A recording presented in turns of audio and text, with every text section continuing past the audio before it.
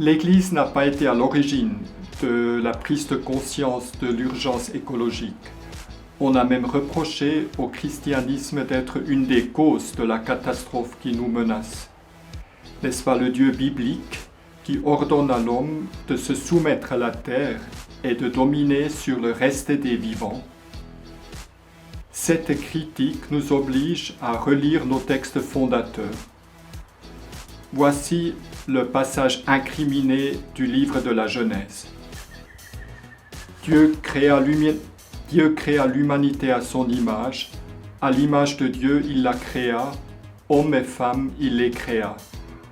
Et Dieu les bénit et leur dit, « Soyez féconds, multipliez, emplissez la terre et soumettez-la. Dominez sur les poissons de la mer, les oiseaux du ciel et tous les animaux qui rampent sur la terre. » Vous avez remarqué que j'ai traduit « Dieu créa l'humanité » et non pas « Dieu créa l'homme », car le mot « ha-adam » est ici un nom collectif, comme on le voit très bien, comme l'indiquent très bien les pronoms au pluriel qui suivent, et Dieu les bénit et Dieu leur dit.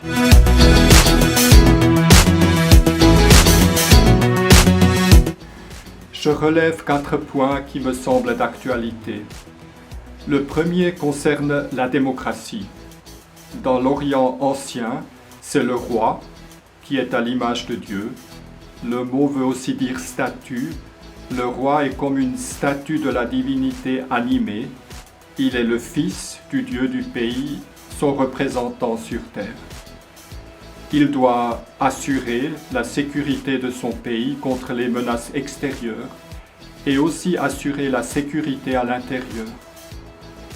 Comme à l'époque les bêtes sauvages étaient une menace réelle, il est souvent représenté comme un chasseur. Il doit dominer, maîtriser les fauves qui menacent le bétail et aussi les buffles ou autres bêtes sauvages qui dévastent les récoltes. Or, voilà que dans le texte de la Genèse, c'est l'humanité entière qui prend la place du roi. C'est à l'humanité de régner, de gouverner, d'assurer que la terre soit un lieu où il fait bon vivre pour tous.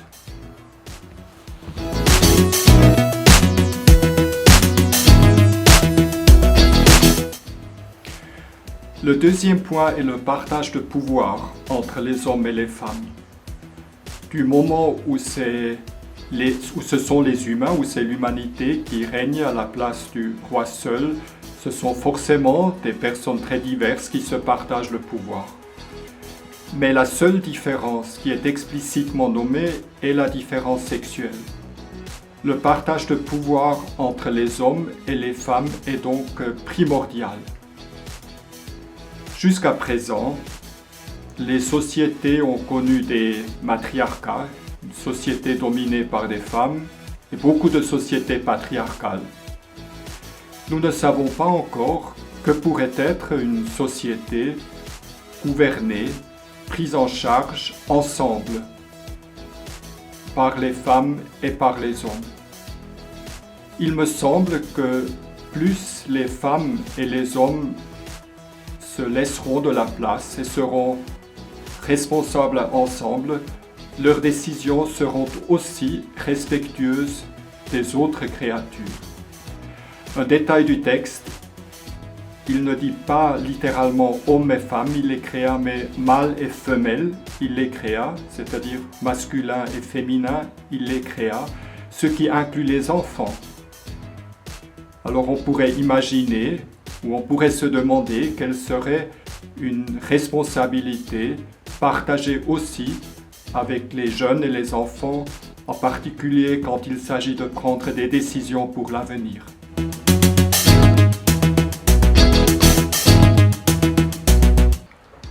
Le troisième point est le sens des verbes soumettre et dominer. Ce sont des mots forts, des mots durs même. Soumettre veut aussi dire conquérir, dominer veut dire fouler aux pieds, et ce sont des restes de l'idéologie royale de l'Orient ancien. La surprise vient dans les versets juste après ceux que nous avons lus. Dieu a ordonné à l'humanité de dominer les animaux, mais l'homme n'a pas le droit de les tuer ni de les manger. Dieu donne comme seule nourriture aux humains les graines et les fruits. Mais ce n'est pas tout. Même les bêtes sauvages, inclus les lions, les loups, les tigres, n'ont pas le droit de manger d'autres animaux. Ils doivent manger seulement de l'herbe. Et ce sont les êtres humains qui doivent veiller à cela, et leur domination doit donc être aussi bien pleine de douceur, ils n'ont pas le droit de tuer, de manger d'autres êtres vivants, et pleine de force pour que les animaux aussi leur obéissent et ne s'entre-dévorent pas les uns les autres. On est là bien sûr en pleine utopie. Nous savons bien que des tigres végétariens ne peuvent pas exister. Mais l'utopie est aussi prophétie. Nous lisons dans le prophète Isaïe ce beau texte qui dit que le veau et le lionceau seront amis et qu'un petit garçon les conduira.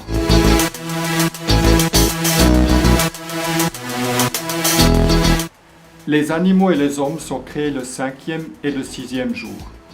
Ma 4e et dernière remarque nous ramène au 4e jour, le jour qui est réservé aux astres. Le soleil doit régner sur le jour, la lune sur la nuit. Le règne des astres correspond à peu près à ce que nous appelons aujourd'hui les lois de la nature. Le règne des astres est bien plus immuable que celui des hommes. L'homme peut comprendre les lois de la nature, les analyser, mais il ne peut pas les changer. Les virus relèvent-ils des lois de la nature que l'homme n'a pas qui ne sont pas soumises à notre pouvoir? Ou sont-ils peut-être aussi des bestioles que l'homme a vocation à dominer? La pandémie du Covid-19 nous a rappelé brutalement les limites de notre pouvoir, le pouvoir des hommes limité par les lois de la nature. Mais le texte de la Genèse est un texte plein d'espérance. Il nous rassure aussi, il nous dit que dès le commencement, Dieu a confié à l'être humain la tâche de faire de la terre un lieu où tous peuvent vivre, un lieu où la vie est belle.